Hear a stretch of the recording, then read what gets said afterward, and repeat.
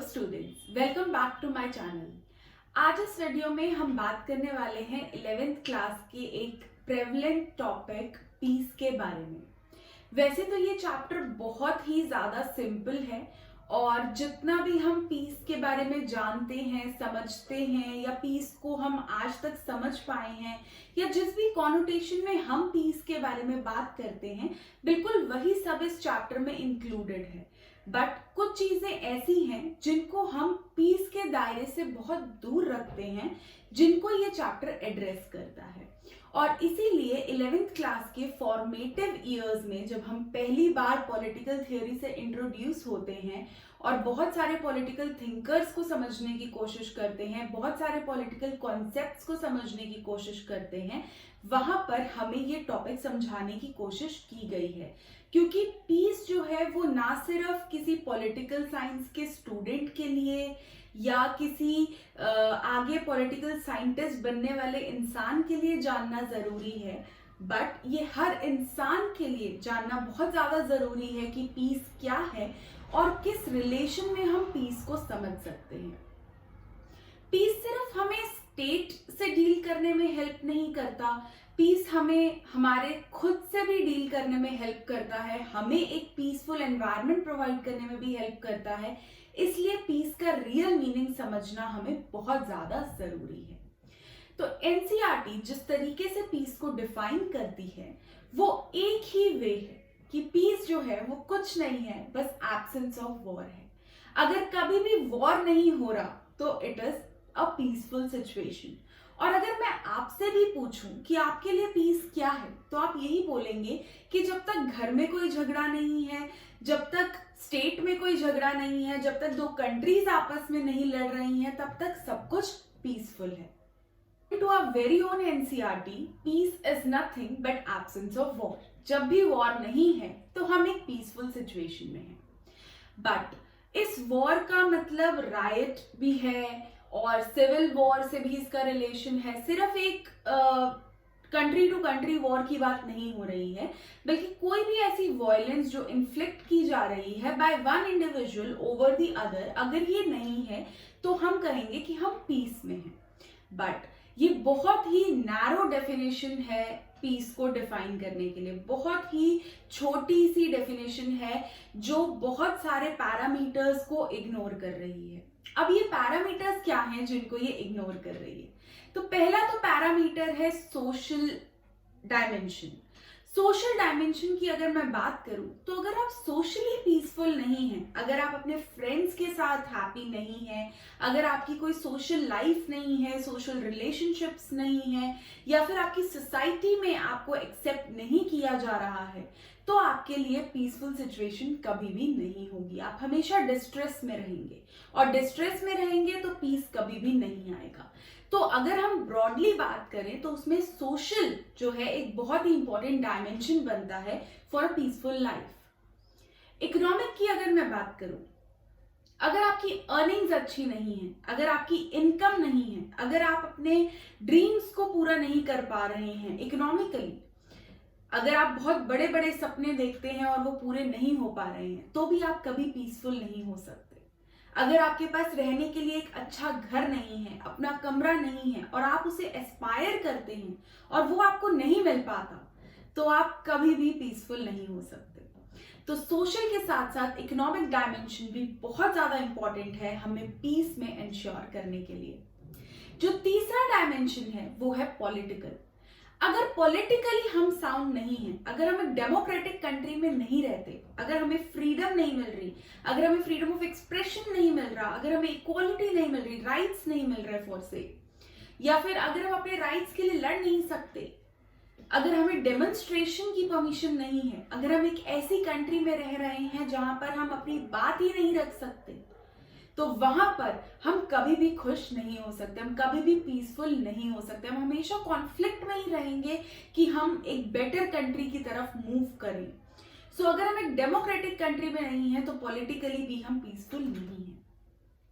तो पीस के सिर्फ एक वॉयलेंस या फिर एक ट्रेडिशनल सिक्योरिटी थ्रेट जिसको मैं कहूंगी, वो नहीं है सिर्फ पीस, बल्कि एक सोशल, इकोनॉमिक, कल्चरल, पॉलिटिकल सारे डायमेंशंस जो हैं वो पीस को या पीसफुल लाइफ को बनाने के लिए बहुत ज्यादा इंपॉर्टेंट है। और इसीलिए ब्रॉडली जब हम पीस को डिफाइन करते हैं तो हम सोशल, इकोनॉमिक, पॉलिटिकल सारे डायमेंशंस को इंक्लूड करते हैं मिलिट्री डायमेंशन के साथ में। कुछ पॉलिटिकल साइंटिस्ट ऐसा मानते हैं कि वॉयलेंस या फिर पीस की जो हिंड्रेंस है वो कहीं ना कहीं हमारे सोसाइटी के स्ट्रक्चर में ही रूटेड है, और इसीलिए वो इसे स्ट्रक्चरल वॉयलेंस का नाम देते हैं कि कहीं ना कहीं हमारा जो सिस्टम है या हमारा जो स्ट्रक्चर ऑफ सोसाइटी है वो ही हमें पीसफुल नहीं होने देता। अब मैं आपको 1 मिनट की साइलेंस लेने के लिए बोलूंगी और सोचने के लिए बोलूंगी कि आप सोचिए कि आपके पीस को डिस्टर्ब करने वाले एलिमेंट्स कौन कौन से हैं, और क्या वो हमारे स्ट्रक्चर में ही प्रेजेंट है, क्या वो हमारी सोसाइटी में ही प्रेजेंट है, या फिर हमने उन्हें अलग से ऐड ऑन किया है। अब अगर आपने 1 मिनट की साइलेंस ली होगी तो आपने ये फील किया होगा कि जो पॉलिटिकल साइंटिस्ट ये बात बोल रहे हैं कि ये सब हमारे स्ट्रक्चर में है वो बिल्कुल सही बोल रहे हैं। कहीं ना कहीं पीस को डिस्टर्ब करने के जो एलिमेंट्स हैं वो हमारी सोसाइटी और सोसाइटी के स्ट्रक्चर में ही है। और सबसे बड़ा पीस को डिस्टर्ब करने वाला एलिमेंट जो है वो है 4 लोग क्या कहेंगे। ये 4 लोग क्या कहेंगे भी हमारी ही सोसाइटी में प्रेजेंट है और वही हमारे सिस्टम में घुसकर हमारे पीस को डिस्टर्ब कर रहा है एज एन इंडिविजुअल। पर अगर मैं इसे इंडिविजुअल कैटेगराइजेशन में ना देखूं, पूरी सोसाइटी एज अ होल में देखूं, तो भी 3 काइंड्स के स्ट्रक्चरल वॉयलेंस माने गए हैं। सबसे पहला जो है वो है कास्ट सिस्टम। हाँ जी, कास्ट सिस्टम, जिसके बारे में आज के टाइम बात बहुत कम होती है, बट अगर हम एंशिएंट टाइम में जाएं या अगर आप हिस्ट्री के स्टूडेंट होंगे तो आप जानते होंगे कि किस तरीके से कास्ट जो है वो हमारी सोसाइटी में बहुत पहले से ही डीप रूटेड थी। और कास्ट सोसाइटी का क्लासिफिकेशन जो है वो जॉब या वर्क के बेसिस पे किया गया था और बाय बर्थ था। It can not be changed. If my mother is a teacher, I have to become a teacher. अगर मेरे अंदर वो स्किल्स ही नहीं हो एक्सप्लेनेशन के, या फिर मैं नहीं पढ़ा सकती बहुत अच्छा, तो भी I am compelled to become a teacher because it was deep rooted within the caste system. और आप किसी का सरनेम सुनकर ही उनकी कास्ट जो है उसका एनालिसिस कर सकते थे। बट इस पूरे कास्ट सिस्टम में जिनके साथ सबसे बुरा हो रहा था वो थे शूद्र एंड द अनटचेबल्स। दोनों बहुत ही अलग क्लासिफिकेशन में आते थे। Shudra was included within the varna system, while untouchables were not at all included within the varna system, जो 4 वर्ण का सिस्टम था, ब्राह्मणा, क्षत्रिय, शूद्रा एंड वैश्यास। सो इसमें जो है शूद्रास को इंक्लूड तो किया जाता था, बट जिसको इंक्लूड ही नहीं किया जाता था वो थे अनटचेबल्स। तो अनटचेबल्स के साथ सबसे ज्यादा स्ट्रक्चरल वॉयलेंस जो है वो सिस्टम के अंदर हुई है और पीस जो है वो सबसे ज्यादा उनका डिस्टर्ब किया गया है। अब अगर मैं बात करूं second kind of structural violence की, तो वो है पेट्रियार्की। हम सभी इसका शिकार हैं। किचन में जाना लड़कियों का ही काम समझा जाता है और घर के बाहर जाकर कमाना जो है वो मेल्स का ही काम समझा जाता है। हाउएवर आज तो ये पेट्रियार्की में कुछ ट्विस्ट आ गया है, और ये लॉकडाउन ने तो वैसे ही बहुत सारे पैरामीटर्स चेंज कर दिए हैं, जहां मेल्स जो है वो किचन में एंटर कर चुके हैं एंड उनको रियलाइज हो चुका है कि it is also a very very tough task. So patriarchy जो है वो मैं ये कहूंगी कि आज भी है हमारी सोसाइटी में, ऐसा नहीं है कि चली गई है, but still with education and with change in minds चीजें चेंज हो रही हैं, लोग अवेयर हो रहे हैं और अब वो भी विमेन को इक्वल राइट्स देने के लिए तैयार हैं मेल्स। एक्चुअली तैयार तो बहुत ही गलत स्टेटमेंट हो जाएगा, क्योंकि विमेन को भी अपने राइट्स किसी से मांगने नहीं चाहिए। The moment they are born with some rights। हमने पढ़ा है, हमारे पास नेचुरल राइट्स हैं, हमारे पास लीगल राइट्स हैं, सो nobody can deprive you of them। सो ये आपको खुद पता होना चाहिए and you should always be ready to fight for your rights. अगर आप ये कर सकते हैं तो कोई भी पेट्रियार्की या कोई भी स्ट्रक्चरल वॉयलेंस आपके आगे कभी नहीं आ सकती। Just you have to keep yourself strong and you should be ready to fight. Okay, चलिए वापस आते हैं। सो पेट्रियार्की जो है उसने भी बहुत सालों तक हमारी सोसाइटी में डीप रूटेड रह करके फीमेल्स जो हैं खासकर उनके पीस को जो है वो डिस्टर्ब किया। लेकिन इसका मतलब ये नहीं है कि मेल्स पेट्रियार्की से जो है वो बिल्कुल भी इफेक्ट नहीं हुए। जब हम बात करते हैं कि घर में अर्निंग मेंबर जो है वो मेल होना चाहिए, उसकी सैलरी बहुत हाई होनी चाहिए, जब रेस्टोरेंट में एक मेल एंड फीमेल जाते हैं तो मेल को ही पे करना चाहिए, तो हम बहुत सारा प्रेशर जो है वो मेल्स पे भी क्रिएट कर रहे हैं। तो ऐसा नहीं है कि पेट्रियार्की का नुकसान सिर्फ फीमेल्स ने ही भुगता है, उसका इक्वल नुकसान जो है वो मेल्स ने भी जो है पे किया है। ऐसा नहीं है कि सिर्फ एक ही जेंडर इफेक्ट होता आया है। सो स्ट्रक्चरल वायलेंस जो है वो पेट्रियार्की की वजह से भी बहुत ह्यूज लेवल पर हुई है। नेक्स्ट जो इसमें बहुत important form of structural violence है वो है रेसिज्म। हम सब ने ब्लैक्स और व्हाइट्स का डिफरेंस कहीं ना कहीं सुना ही होगा। पैदा होते भी ऐसा माना जाता है कि अरे ये तो इतना फेयर नहीं है, शादी के टाइम लड़की फेयर होनी चाहिए, लड़का ऐसा होना चाहिए, टॉल डार्क हैंडसम, पता नहीं कैसे कैसे से हमने स्टीरियोटाइप्स क्रिएट किए हुए हैं विद इन द सोसाइटी। तो racism is also one of those. हमारे इंडिया में तो फिर भी इतना नहीं, बट अफ्रीका में अपार्थाइड हमने सुना है। तो किस तरीके से वो एक स्ट्रक्चरल वायलेंस के रूप में काम करता था और किस तरीके से उसने सोसाइटी की जड़ों को ही हिला दिया था। और आज भी अगर आप डेवलप्ड कंट्रीज में देखें तो browns are still facing the racial problem. Continuously उनको जो है वर्क प्लेस पर ये चीज फेस करनी पड़ती है, even at there residential places also, जिसकी वजह से बहुत सारे लोग जो है वो फॉरेन से फिर वापस भी आ जाते हैं हमारे इंडिया में। सो ये जो प्रॉब्लम है रेसिज्म की, ये भी एक बहुत ही बड़ा पैरामीटर है जो पीस को डिस्टर्ब करता है, पीस ऑफ माइंड को डिस्टर्ब करता है। नेक्स्ट पैरामीटर जो है वो है कम्युनलिज्म। कम्युनलिज्म जो है, it is not communism first of all, जो हम सोवियत यूनियन में पढ़ेंगे, ये वो कम्युनिज्म नहीं है, ये कम्युनलिज्म है, यानी प्रेफर करना one religion over the other. India में we are a secular state, so we do not prefer one religion over the other. हमने right to freedom of religion जो है वो हमारा फंडामेंटल राइट है। But talking about Pakistan, Pakistan is an Islamic state. So अगर वो Islamic state है तो वहां पर कम्युनल प्रैक्टिसेस जो हैं वो फॉलो होती हैं, because they have declared themselves as Islamic state. अभी हमने देखा वहां पर मंदिर जो है किस तरीके से उसे तोड़ा गया। So all these things disturb the peace of the other community. Say for case अगर मैं पाकिस्तान की बात करूं तो वहां पर Hindus they are constantly remaining under the threat, continuously threat में है, वो कंटिन्यूसली उनका पीस ऑफ माइंड जो है वो डिस्टर्ब्ड है। सो इसकी वजह से जो है वो पीसफुल सिचुएशन में रह ही नहीं पाते, and it is one of the form of structural violence. Now अब आप कहेंगे कि पीस जो है वो एक एंड स्टेट है, हम एंड में अचीव करते हैं पीस को, सब कुछ करके सारे लड़ाई झगड़े के बाद हम पीस पर आ जाते हैं, बट ऐसा नहीं है। Peace is not an end state, peace is a process. हमें जब भी पीस लाना है तो हमें बहुत लंबे चौड़े प्रोसेस से गुजरना पड़ेगा, तभी हम एक पीसफुल सिचुएशन को रिजल्ट कर पाएंगे। सो अगर हमें वायलेंस हटानी है तो हमें पीस की तरफ जाना पड़ेगा, और पीस की तरफ जाना पड़ेगा कैसे? एक प्रोसेस के थ्रू गुजर कर। So peace is not an end state, it is a process.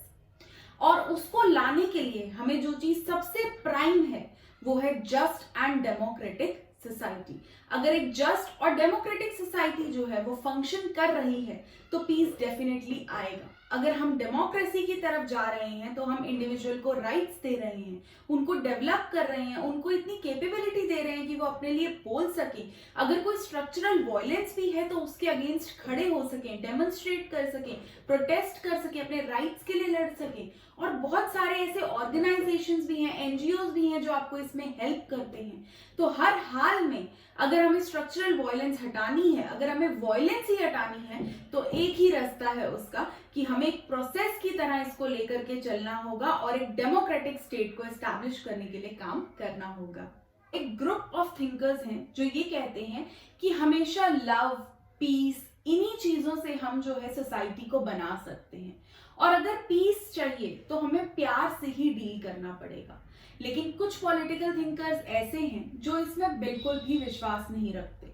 वो कहते हैं कि अगर हमें वॉयलेंस भी यूज करनी पड़े पीस को लाने के लिए तो हमें करनी चाहिए, क्योंकि पीस जो है एक एंड स्टेट नहीं है, एक प्रोसेस है। और अगर उसके लिए हमें काम करना है, अगर उसके लिए हमें वजूद सेट करना है, तो हमें कभी कभी वॉयलेंस जो है वो भी यूज करनी पड़ सकती है, और उसके लिए हमें तैयार रहना चाहिए। उसके लिए हमें किसी भी रूप में पीछे नहीं हटना चाहिए। जैसे कि सिविल डिसोबीडियंस मूवमेंट, अगर मैं उसकी बात करूं तो वहां हमने गवर्नमेंट को डिसओबे किया था। या अगर आज आप फार्मर्स प्रोटेस्ट देख रहे हैं तो वो भी कहीं ना कहीं गवर्नमेंट से लड़ रहे हैं फॉर देयर ओन राइट्स। तो कहीं ना कहीं use of violence, use of betrayal, use of all kinds of formulas are being done now, and they were done before also to bring out peace within the society. So peace अगर लाना है तो उसके लिए हमें बहुत सारे methods use करने पड़ सकते हैं। जैसे अपार्थाइड हटाने के लिए भी साउथ अफ्रीका में बहुत सारे मेजर्स यूज किए गए। तो एक स्ट्रगल फॉर डेमोक्रेसी की अगर मैं बात करूं, ह्यूमन राइट्स वायलेशन जब होता है तब भी बहुत सारे ऐसे स्टेप्स लिए जाते हैं, बहुत सारे ऐसे मेजर्स लिए जाते हैं जो लव के नहीं होते, जो प्यार से बात करने के नहीं होते, कभी कभी नेगोशिएशन के भी नहीं होते। प्रोटेस्ट को इन्वॉल्व करते हैं, और फिर प्रोटेस्ट होता है तो दोनों साइड से कहीं ना कहीं वॉयलेंस भी ट्रिगर होता है। तो ऐसे भी मेजर्स यूज किए जाते हैं कभी कभी पीस को लाने के लिए। तो इसलिए कुछ पॉलिटिकल थिंकर्स ये कहते हैं, पैसिफिस्ट को इग्नोर करते हुए ये कहते हैं कि हर बार पीस का रास्ता प्यार से होकर नहीं जाता, कभी कभी वॉयलेंस भी पीस को लीड करती है। तो इसीलिए एनसीईआरटी क्वेश्चन करती है कि क्या वॉयलेंस से पीस लाया जा सकता है। तो सिविल डिसोबीडियंस को अगर हम देखें, क्विट इंडिया मूवमेंट को अगर हम देखें, और जलियांवाला बाग मैसेकर को अगर हम देखें, अगर हम फार्मर्स प्रोटेस्ट को देखें, अगर हम डेमोक्रेटिक स्ट्रगल्स को देखें जो इतनी सेंचुरीज से चलती आ रही हैं, ह्यूमन राइट्स स्ट्रगल को देखें, तो हम यही कहेंगे कि हाँ, कभी कभी वॉयलेंस से भी जो है पीस लाया जा सकता है। तो हर बार लव जो है एक तरीका नहीं हो सकता पीस को लाने का, या सेटलमेंट एक तरीका नहीं हो सकता। कभी कभी अपनी बात पर अड़ना भी जो है पीस को ला सकता है। और कई बार हमें अपने राइट्स के लिए बहुत ज्यादा स्ट्रिक्ट होके चलना पड़ता है, बहुत ज्यादा स्ट्रांग होके चलना पड़ता है, तभी हम पीसफुल सिचुएशंस पे लीड कर पाते हैं। वरना हम पूरी लाइफ जो है वो नॉन पीस ऑफ माइंड के साथ गुजार देते हैं, and that life is totally a wasted life. एक और पार्ट इस चैप्टर का डील करता है कि क्या स्टेट्स जो हैं वो कभी भी पीस को ला सकते हैं। तो उसका आंसर जो है पॉलिटिकल थियरिस्ट ऐसे देते हैं कि अगर स्टेट्स हो ना तो पीस कभी आ ही नहीं सकता, क्योंकि स्टेट ही है जो आपको गवर्न करता है, आपके राइट्स डिसाइड करता है, आपकी हेल्प करता है कि आप स्ट्रक्चरल वायलेंस से बाहर आ सको। तो अगर स्टेट ही ना हो तो पीस कैसे आएगा। तो अगर पीस लाना है तो स्टेट बहुत ज्यादा जरूरी है, और स्टेट में भी एक सॉवरेन स्टेट होना बहुत ज्यादा जरूरी है। अभी सॉवरेन स्टेट का क्या मतलब है? आप सबने यूरोपियन यूनियन के बारे में तो सुना ही होगा। It is a union of many European countries जो एक साथ आई हैं, और उन्होंने अपनी करेंसी वगैरह जो है वो सब एक कॉमन करेंसी अडाप्ट कर ली है, कॉमन मार्केट जो है अडाप्ट कर ली है। ब्रिटेन जो है वो उससे एग्जिट हो चुका है, जिसको ब्रेक्सिट कहते हैं। सो ये जो है एक बहुत ही इंपॉर्टेंट पैरामीटर बनता है, क्योंकि सभी स्टेट्स ने अपनी सॉवरेनिटी यानी अपनी इंडिपेंडेंस को गिव अप करा है, and they have come together. अगर मैं इंडिया से कंपेयर करूं, India is a sovereign secular democratic Republic. So sovereign, India independent है, अपने डिसीजंस लेने के लिए भी इंडिपेंडेंट है। उसे पता है कब लॉकडाउन लगाना है, कब लॉकडाउन हटाना है, कब वॉर करना है, कब वॉर नहीं करना है, कब एप्स को बैन करना है, कब एप्स को शुरू करना है, कौन से एप्स जो हैं वो नेशन की सिक्योरिटी के लिए थ्रेट हैं, तो उनके लिए डिसीजन लेना है। इन सभी के लिए डिसीजन लेने के लिए इंडिया जो है वो सॉवरेन है, इंडिपेंडेंट है। यूएन की गाइडलाइंस जरूर आ सकती हैं इनको लेकर के, बट प्रेशराइज नहीं किया जा सकता स्टेट को कि वो कुछ पर्टिकुलर रूल्स को माने। सो इसलिए सॉवरेन स्टेट होना बहुत ज्यादा जरूरी है, क्योंकि एक स्टेट जो खुद इंडिपेंडेंट होगा वही तो इंडिपेंडेंस दे पाएगा अपने सिटीजन्स को, वही तो राइट्स दे पाएगा अपने सिटीजन्स को, वही तो डेवलप कर पाएगा अपने सिटीजन्स को। तो अगर सिटीजन्स को डेवलप करना है तो एक जस्ट डेमोक्रेटिक सॉवरेन स्टेट होना बहुत ज्यादा जरूरी है। और अगर हम स्टेट में पावर रखेंगे तभी पीस आ पाएगा। अगर आपके घर में पीस चाहिए तो अगर आपके मम्मी पापा पीसफुल हैं तभी आप पीसफुल हो पाएंगे, या अगर आपके घर में ग्रैंड पेरेंट्स हैं तो अगर वो पीसफुल सिचुएशन में हैं तभी पीस आ पाएगा। अगर वो पीसफुल नहीं है तो अपर हायरार्की से ही जो है वो पीसफुल सिचुएशंस घर में नहीं होगी, और वो सिचुएशन आप अपने घर में देख पाएंगे कि कैसे खराब माहौल जो है वो आने वाली जनरेशन्स को भी इफेक्ट करता है, उनके पीस ऑफ माइंड, उनकी मेंटल डेवलपमेंट को हैम्पर करता है। सो पीसफुल सिचुएशन के लिए स्टेट भी उसी तरीके से फादरली रोल प्ले करता है। सो अगर फादर ही खुश नहीं है, फादर से मेरा मतलब एल्डर्स है, प्लीज पेट्रियार्की वाले टर्म में मत लेके जाइएगा इसे। अगर एल्डर्स जो है, फादर मदर, इंडिया तो मदर लैंड है हमारा, तो अगर मम्मी खुश नहीं है तो घर खुश नहीं हो सकता। और वाकई ये बिल्कुल सही बात है कि अगर घर में मम्मी खुश नहीं होती तो बच्चे भी खुश नहीं हो सकते, क्योंकि वो अपनी मम्मा को सैड नहीं देख सकते, एंड हस्बैंड तो वैसे ही कभी खुश नहीं रह सकते अगर वाइफ खुश नहीं है तो। सो सेंट्रलिटी ऑफ स्टेट की इंपॉर्टेंस जो है वो बहुत ज्यादा है पीस को लाने के लिए, और इसीलिए 3 अप्रोचेस दी गई हैं जिनसे हम पीस को ला सकते हैं। सबसे पहली अप्रोच ही यही कहती है कि स्टेट्स जो हैं वो सेंट्रल होने चाहिए, स्टेट जो है वो इम्पोर्टेंट होना चाहिए। अगर स्टेट की अपनी इंपॉर्टेंस नहीं है तो कभी भी सोसाइटी में पीस नहीं आ सकता, क्योंकि स्टेट ही है जो बैलेंस ऑफ पावर को मेंटेन करता है, जो कंपटीशन को बैलेंस करता है। अगर चाइना के साथ कोई प्रॉब्लम है, अगर पाकिस्तान के साथ कोई प्रॉब्लम है, तो उसे डील करने वाली इंडियन स्टेट ही है। हम सिटीजन्स तक की सिचुएशन बहुत बाद में आएगी, पहले तो state is dealing with all this. तो इसलिए स्टेट जो है वो पीस को बनाने के लिए बहुत ज्यादा जरूरी है। जैसे अगर रिलेटिव्स के साथ कुछ प्रॉब्लम है तो your parents will be the first one dealing, you will be the second one. बिल्कुल उसी तरीके से स्टेट की सेंट्रलिटी बहुत ज्यादा जरूरी है। Next is interstate rivalry and the cooperation between states. कभी कभी क्या होता है कि इंटरस्टेट राइवलरी, जब 2 स्टेट्स के बीच में आपस में प्रॉब्लम्स होती हैं, तब भी पीसफुल सिचुएशंस के इमर्ज होने की बहुत ज्यादा संभावना होती है। क्या मतलब है इस बात की? तो मैंने बड़ी कॉन्ट्रडिक्टरी बात कर दी कि राइवलरी भी है और पीस भी आ रहा है। अब हमारी जो प्रॉब्लम चाइना के साथ हुई थी थोड़े से टाइम पहले गलवान वैली में, या पुलवामा अटैक की अगर मैं बात करूं जो पाकिस्तान के साथ हमने फेस किया, आपने देखा होगा उन सभी सिचुएशंस में हमारी कंट्री के अंदर जो कोऑपरेशन था या कंट्री के अंदर जो सिचुएशन थी वो टुगेदरनेस और नेशनलिज्म की थी। कोई भी ऐसा नहीं कह रहा था कि मैं चाइना के सपोर्ट में हूं। हमने बल्कि चाइना की जो प्रोडक्ट्स हैं उनको जलते हुए देखा, एप्स बैन होने पे भी कुछ लोगों को ही दुखी देखा सिर्फ, लेकिन वो भी इसलिए दुखी नहीं थे कि हमने चाइना के अगेंस्ट एक्शन लिया, वो इसलिए दुखी थे क्योंकि उनका रोज का काम खत्म हो गया था, टिकटॉक बनाना खत्म हो गया था और उनको अब कुछ नया ढूंढना था करने के लिए, something new which is entertaining, और वो भी इस एरा में जब लॉकडाउन हो चुका था। सो ये उनकी प्रॉब्लम थी, लेकिन कहीं भी वो ये नहीं कह रहे थे कि चाइनीज के अगेंस्ट जो एक्शन लिया गया वो गलत था, या पाकिस्तान के अगेंस्ट जो सर्जिकल स्ट्राइक की गई वो गलत थी, क्योंकि नेशनलिज्म की फीलिंग थी। तो जब इंटर स्टेट राइवलरी होती है, जब 2 स्टेट्स के बीच में प्रॉब्लम होती है, तो अपनी कंट्री के अंदर जो टुगेदरनेस, बॉन्डिंग, ब्रदरहुड है वो बढ़ता ही जाता है, और कंट्री के अंदर आप उस तरीके से पीस देख सकते हो कि जो लोग डिवाइडेड ओपिनियन के भी हैं वो भी पीसफुल सिचुएशन में साथ में आके खड़े हो जाते हैं कि हम अपनी कंट्री के साथ हैं। तो इंटर स्टेट राइवलरी होते हुए भी आप कोऑपरेशन देख सकते हो विद इन द कंट्री। और जब आपके नेबर्स के साथ आपका कोऑपरेशन चलता है, जैसे हम बहुत सारे ट्रेड अलायंसेस करते हैं कि हम जैसे पाकिस्तान के साथ भी हम बहुत सारे ट्रेड अलायंसेस करते हैं, फर्स्ट ट्रेड भी हमारा बहुत सारा उनके साथ होता था जो अब आफ्टर द पुलवामा अटैक खत्म हो गया है। चाइना के साथ भी हमारे बहुत अच्छे ट्रेडिंग रिलेशंस थे, एंड अगर आप देखो यूएसएसआर जो अब रशिया है, बहुत सारी कंट्रीज के साथ हमारा जो रिलेशन है, चाहे वो इकोनॉमिक हो, पॉलिटिकल हो, सोशल हो, कल्चरल हो, आसियान कंट्रीज के साथ, ब्रिक्स कंट्रीज के साथ जो है हमारा रिलेशन है, और सार्क तो हमारा अपना ही ऑर्गेनाइजेशन है।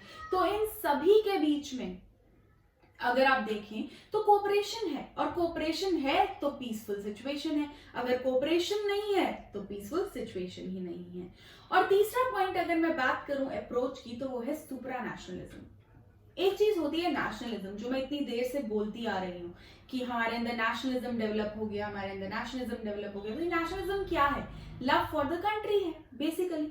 अगर हमारी कंट्री को कोई अटैक करेगा तो हम इंडियन बन के खड़े हो जाएंगे, रादर देन हिंदू, मुस्लिम, पंजाबी, गुजराती, मराठी, कुछ नहीं रहेंगे हम उस टाइम पे, हम सिर्फ इंडियन रहेंगे। So that is nationalism. लेकिन अगर हम नेशनलिज्म से भी ऊपर उठ जाएं, सुपरा नेशनलिज्म की तरफ चले जाएं, इसको इंटरनेशनलिज्म से भी आप समझ सकते हैं या यूनिवर्सलिज्म से भी समझ सकते हैं, एक ही मतलब है इनका। तो अगर हम इंटरनेशनल पैरामीटर पे चले जाएं तो हम कोरोना वायरस जैसे डिजीजेस या environmental problem, climate change, ozone depletion, इन सब मुद्दों पे जब हम इंटरनेशनली कोऑपरेट करते हैं तभी ये प्रॉब्लम सॉल्व हो पाती हैं और पीस आ पाता है। तो सुपरा नेशनलिज्म भी एक तरह की अप्रोच है जिसके थ्रू हम इससे डील कर सकते हैं। तो सबसे पहला था सेंट्रलिटी ऑफ स्टेट्स, स्टेट को सॉवरेन बनाना, इंडिपेंडेंट बनाना। सेकेंड था इंटर स्टेट राइवलरी, जिससे स्टेट में कोऑपरेशन आएगा अंदर with in the country, and cooperation among the neighbours, states के बीच में कोऑपरेशन, उससे भी पीस आएगा। थर्ड जो इसमें पॉइंट था वो था सुपरा नेशनलिज्म। जब हम इंटरनेशनल प्लेटफॉर्म्स पर कोऑपरेशन बढ़ाएंगे तो डेफिनेटली एक पीसफुल सोसाइटी जो है हम इमर्ज कर पाएंगे। अब कुछ ऐसे चैलेंजेस भी हैं जिनकी वजह से पीस बहुत ज्यादा हैम्पर हो रहा है आज के टाइम, और हम सबके लिए एक बहुत बड़ा चैलेंज आ गया है। तो सबसे पहला चैलेंज है फेलियर ऑफ यूएन।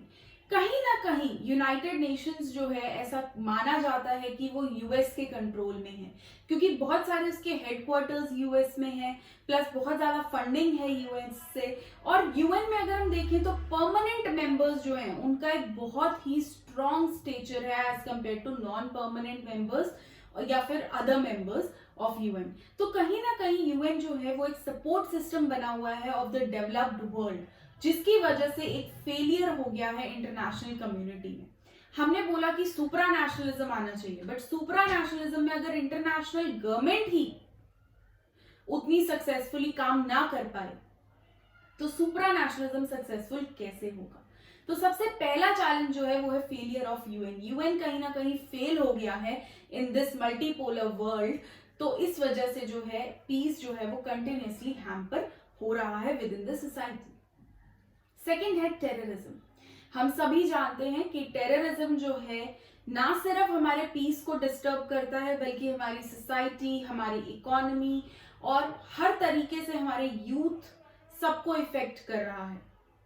जहां पर भी मिलिटेंट ट्रेनिंग हो रही है, जहां पर भी ये फंडिंग हो रही है, वहां से हम कहीं ना कहीं deep rootedly countries, economies, young generation, young minds, सबको जो है हम हैम्पर कर रहे हैं और सिविलियंस को हम अटैक कर रहे हैं। तो पीस कैसे मेंटेन रह सकता है? तो कहीं ना कहीं टेररिज्म भी एक बहुत बड़ा चैलेंज है for establishment of peace in the 21st century. Next अगर मैं बात करूं तो it requires me to talk about cold war politics. Although cold war के बारे में आप 12th क्लास में पढ़ेंगे, आप मेरी वीडियोस भी देख सकते हैं जिसका लिंक ये रहा, ये पूरा कोल्ड वॉर से डील करता है। सो कोल्ड वॉर पॉलिटिक्स जो है वो यूएस और यूएसएसआर के बीच में कोल्ड वॉर चल रहा था, जो एक हॉट या एस्केलेटेड वॉर के बीच में नहीं गया, लेकिन एक इंटरस्टेट राइवलरी चल रही थी आइडियोलॉजिकली। अगर मैं आपको ये प्रेजेंट सिचुएशन में समझाने की कोशिश करूं तो जिस तरीके से इंडिया पाकिस्तान या इंडिया चाइना वॉर नहीं लड़ रहे हैं, लेकिन उनके जो आइडियोलॉजिकल डिफरेंसेस हैं, उनके जो जम्मू कश्मीर को लेकर के व्यूज हैं, उनके जो अरुणाचल प्रदेश, लद्दाख को लेकर के व्यूज हैं, वो सभी एक कोल्ड वॉर सिचुएशन को क्रिएट किए हुए हैं, जहां पर वो वॉर तो नहीं लड़ रहे बट थोड़ा बहुत जो है वो आपस में राइवलरी चल रही है। कभी कभी जो है अटैक भी हो जाता है एक छोटे लेवल पर, जिसमें कि कुछ सोल्जर्स मारे जाते हैं। तो सोल्जर्स हमारे हों या उनके हों, वी आर लूजिंग लाइव्स। सो कहीं ना कहीं ये सब पॉलिटिक्स जो है कोल्ड वॉर की जो चल रही है, इसकी वजह से भी जो है पीस बहुत ज्यादा डिस्टर्ब होता है।